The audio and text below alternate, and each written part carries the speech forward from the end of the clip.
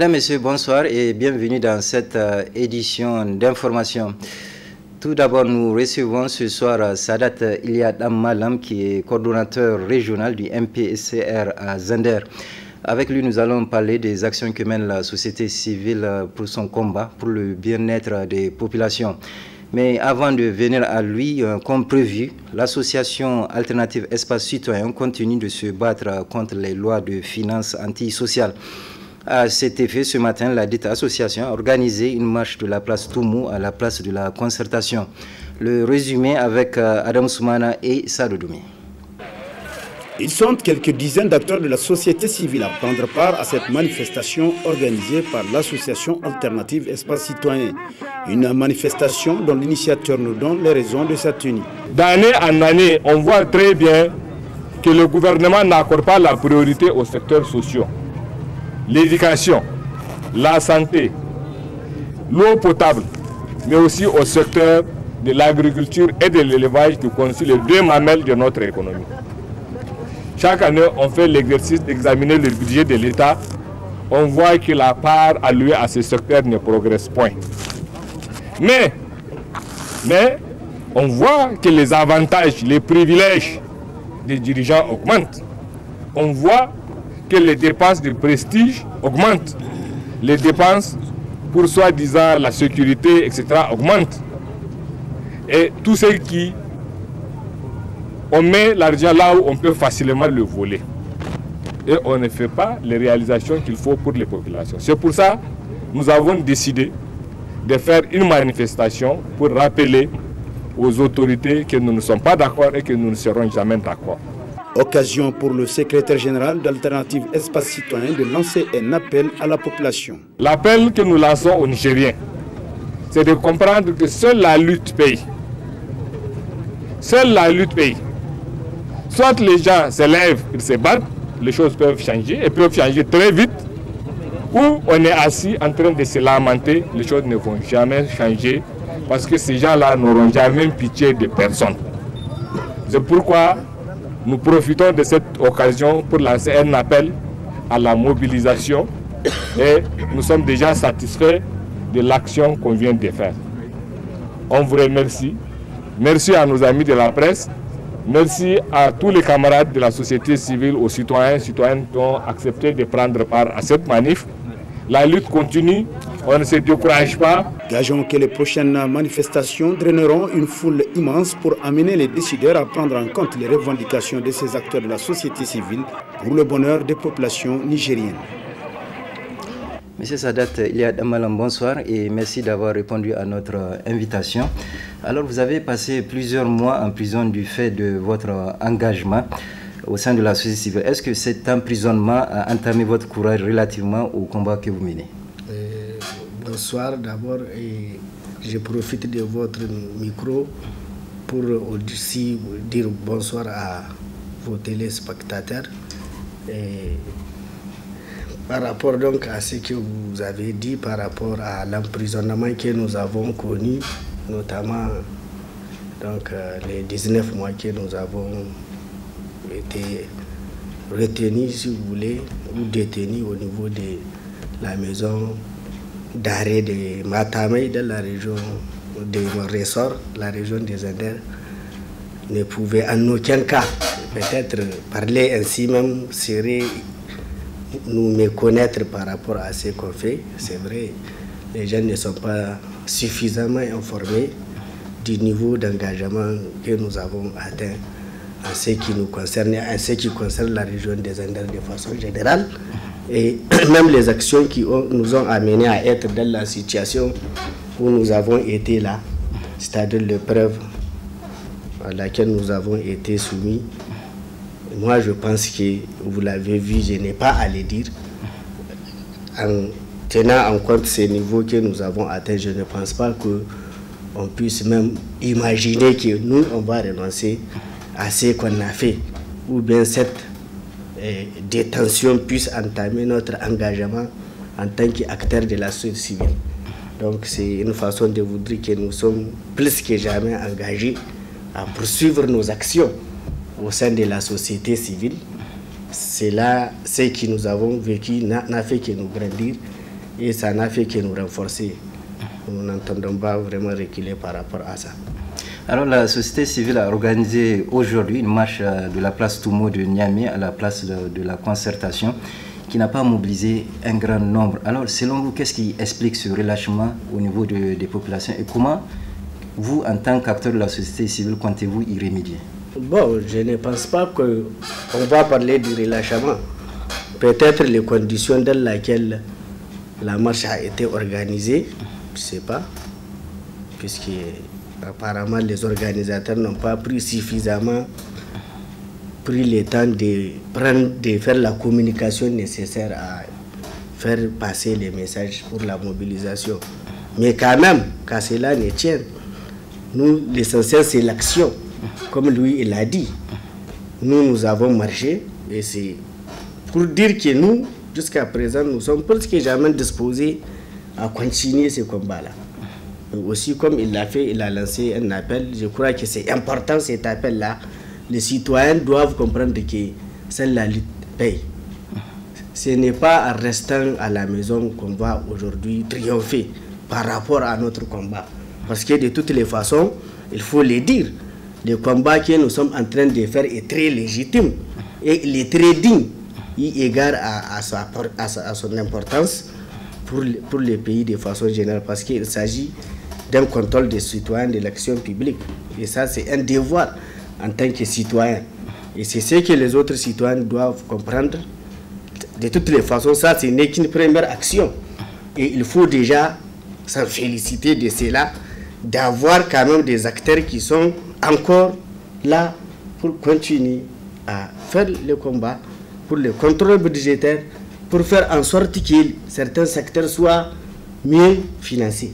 Moi, je pense que c'est important et c'est un combat de tout le monde. Les gens ne doivent pas rester à la maison, ils doivent sortir pour les futures, n'est-ce pas, actions que nous serons amenés à poser. Et Inch'Allah, nous allons le faire.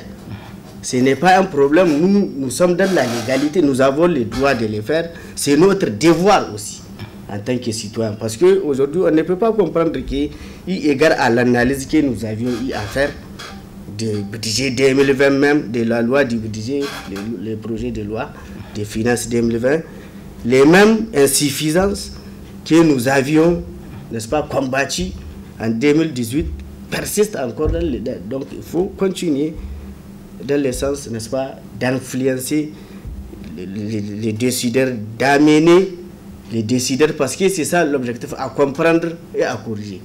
Ce n'est pas une lutte que nous menons pour renverser X ou Y, mais c'est une lutte que nous faisons pour l'intérêt suprême de tous les Nigériens. Et je crois que les Nigériens l'ont compris. Et vous allez voir dans nos futures actions, je suis convaincu qu'eu égard à la pertinence des préoccupations que nous exposons, je suis convaincu que la population va sortir massivement pour faire ce combat-là. Alors sur un tout autre plan, le président français Emmanuel Macron a invité des chefs d'État africains, particulièrement de l'Afrique de l'Ouest, à venir en France pour discuter de lutte contre le terrorisme. Alors selon vous, est-ce que un président comme Emmanuel Macron, est-ce qu'il a le droit de convoquer des chefs d'État africains comme il l'a fait? Non, quand on parle des chefs d'État, moi je pense qu'il y a une question de souveraineté des États. Les États du G5 Sahel sont des États souverains, n'est-ce pas? C'est d'abord des États souverains. Et je pense qu'en tant que chef d'État, Macron devrait respecter le peuple, voir le peuple, parce qu'ils sont l'incarnation de leur peuple, ils sont les présidents de la République, donc il doit les respecter dans sa manière de les appeler. Donc vraiment, je crois que cette façon de faire de Macron a été unanimement décriée par nous autres acteurs de la société civile. Nous n'avions pas voulu cette façon de le faire et ce n'est pas digne, en tout cas des chefs d'État, des États souverains que nous sommes. Parce que nous ne sommes plus ces colonies de la France. Nous ne sommes plus les sous-préfets, n'est-ce pas, de la France, tels que veulent les dire l'opinion. Mais moi, je pense qu'on a des affaires sérieuses qui engagent la sécurité universelle même. Donc, par rapport à ça, on n'a pas à gérer les affaires d'une manière colonial. Donc on doit les gérer de manière démocratique et comprendre véritablement ce qu'on veut dans ces régions-là, pas ce que les chefs d'État de ces régions-là veulent. Monsieur Sadat Iliad Amal, merci d'avoir répondu à nos questions. Merci à vous. Merci. Ensuite, le Parti social-démocrate PSD Bassira de Mohamed Ben Omar a 4 ans de création en ce mois de décembre 2019. Un parti qui, malgré son jeune âge, occupe une place enviable sur l'échiquier politique national, d'où la joie des militants de Niamey en souffrant sur les 4 bougies de leur parti. Le point avec Adam Soumana et Sadoumi. Le 5 décembre 2015 a vu porter sur les fonds baptismaux un parti dénommé le Parti social-démocrate PSD Bassira dans la capitale du Damagaran avec à sa tête le charismatique Mohamed Ben Omar. Ce parti qui se veut la preuve palpable de l'adage qui dit qu'aux hommes bien nés la valeur n'atteint point le nombre d'années, le PSD Bassira se forgeait un destin national grâce à l'engagement des hommes et femmes qui l'animent, au rang desquels la coordonnatrice du parti au titre de Niamey force l'admiration. En effet, c'est avec brio que Dame Zainabou Abdoubadje organise cette manifestation pour magnifier l'avènement des 4 années du parti. Resserrons les rangs, soyons unis derrière notre leader, cultivons la paix, travaillons, soyons équitables et soyons justes l'un envers l'autre. Tout militant Bassira est comme un enfant à son excellence Mohamed Ben Omar. Au nom du président du Sen, qui est empêché, qui est en mission pour l'État du Niger, parce que c'est un homme de confiance de son excellence Alhaji Mohamed Issoufou. Vu son abnégation, son humilité totale et sa passion pour le travail bien fait, donc il a la confiance totale du président de la République. Camarades, prenons l'exemple de notre leader, restons humbles, soyons patients et cultivons surtout la paix, j'insiste. Cultivons la paix entre nos rangs. Nous allons travailler pour hisser haut le flambeau de ce parti qui nous est très cher. Le PSD Bassira, un parti des femmes et surtout des jeunes qui n'entendent pas rester les bras croisés. Nous allons très prochainement organiser un congrès statutaire qui va vraiment renouveler les instances du parti. Et je crois aussi que c'est le lieu de le dire et de le préciser que vous allez être surpris parce que la jeunesse va encore avoir beaucoup plus de représentativité au sein du parti et au sommet. Donc voilà vraiment en résumé ce que nous tenons à dire, tout en demandant à la fin à l'ensemble des jeunes de se battre. Parce que nous sommes dans une ère où soit on fait la politique, soit on subit la politique. Si nous voulons changer les choses, il faut qu'on les change positivement, politiquement. Et je crois qu'il ne suffit pas de créer, il faut être acteur que d'être observateur. Voilà en fait le message que nous avons à passer et nous invitons l'ensemble vraiment des jeunes à nous rejoindre afin que nous puissions ensemble monter haut l'étoile verte Bassira, le Parti social-démocrate. Soulignons que si les 7 autres régions du pays arrivent à mobiliser les Nigériennes et Nigériens autour des idéaux du PSD Bassira à l'image de la coordination de Niamey, nul doute que la convergence pour bâtir un futur radieux et certain sera réalisée. Joyeux anniversaire à la coordination PSD Bassira de Niamey et au-delà à l'ensemble du parti. Une soirée de gala s'est déroulée hier à l'hôtel Radisson Blu de Niamey à l'intention de 200 jeunes. Cette soirée de gala a été organisée par le cabinet leader d'Afrique. Compte rendu Ismaël Moumouni et Sadoumi. Clôturée dans la joie et la gaieté autour d'un dîner, cette première édition de la journée nationale des jeunes leaders motive de cette réception organisée par le cabinet leader d'Afrique qui, après avoir remercié tous les partenaires, a réitéré ses attentes à l'endroit de ceux qui ont participé à cette formation. Nous appelons de ces 200 jeunes qui, ce matin, ont pris un engagement solennel à s'engager sur le terrain de l'entrepreneuriat, à être ferme sur cet engagement, à se lancer dans ce sentier et à être déterminés à réaliser leurs rêves. Et l'autre attente, c'est que nous voulons qu'eux aussi ils soient des porte-voix pour qu'ils puissent à leur tour aussi mobiliser la jeunesse pour l'engager sur le terrain de l'entrepreneuriat. Après 48 heures de formation, ces jeunes ambassadeurs du cabinet se disent édifiés et qu'ils vont mettre en pratique les connaissances acquises. Cette formation nous a été très bénéfique parce que nous avons appris un peu les tenants et les aboutissants du contexte de leadership et de l'entrepreneuriat. Et je me dis qu'à la sortie de cette formation, nous sortons mieux aguerris et nous sommes mieux préparés pour aller affronter l'entrepreneuriat. Parce que au sortir de cette formation, je suis absolument convaincu que mon avenir actuellement, il est dans l'entrepreneuriat et je m'engage à aller dans l'entrepreneuriat. Wow, c'était vraiment émotionnel et je peux dire que la communication a passé et je suis vraiment très contente. J'ai déjà mon entreprise et j'espère que ça sera quelque chose de grandiose, que tout le monde peut en profiter. Le cabinet Leader d'Afrique a pour mission d'accompagner les structures africaines et institutions mondiales exerçant en Afrique afin de garantir le développement de leur leadership en passant par la transformation des compétences. Hier, la proclamation des résultats du concours des produits artisanaux du SAFEM s'est déroulée au cours d'un dîner de gala à l'hôtel Gawé en présence de la première dame Aïssata Issoufou Mahamadou, Hamza Sakou et Aboubakar Souley pour le compte-rendu. C'est sur une note de satisfaction qu'a pris fin le salon artisanal de la femme s'est tenu à confirmer le ministre de l'Artisanat autour de cette soirée de gala afin de remercier les exposants qui ont fait preuve de responsabilité. Au nom du gouvernement et au nom de la première dame, marraine du SAFEM, je vous remercie très sincèrement et en particulier tous les pays qui nous ont honorés de leur présence à cette audition du SAFEM.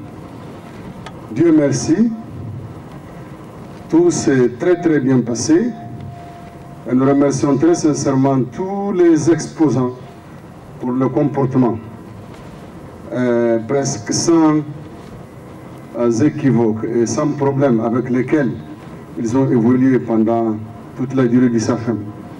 Je ne peux que les remercier et leur souhaiter un bon retour dans leurs pays respectifs. Le Niger les en est très reconnaissant et souhaite les revoir aux prochaines éditions. Poursuivant son allocution, le ministre de l'Artisanat a encore invité les participants à persévérer dans la promotion de la qualité des produits. Cette soirée, comme d'habitude, consacre la fin du SAFEM et la consécration des lauréats du SAFEM. Je félicite d'avance tous les lauréats et leur souhaite de fort bon usage des récompenses qu'ils recevront et surtout de persévérer dans l'innovation et la créativité. Car le SAFEM, c'est justement l'objectif qui est visé à travers donc, cette manifestation, c'est d'encourager particulièrement les femmes artisanes à créer, à innover et surtout à développer l'esprit d'entrepreneuriat. Parce que notre artisanat en a besoin. La première dame en fait un point d'honneur. C'est pour développer l'entrepreneuriat au Niger, mais surtout l'autonomisation de la femme, qu'un concours a été organisé, dont le premier prix revient à l'association Prolé Kapan.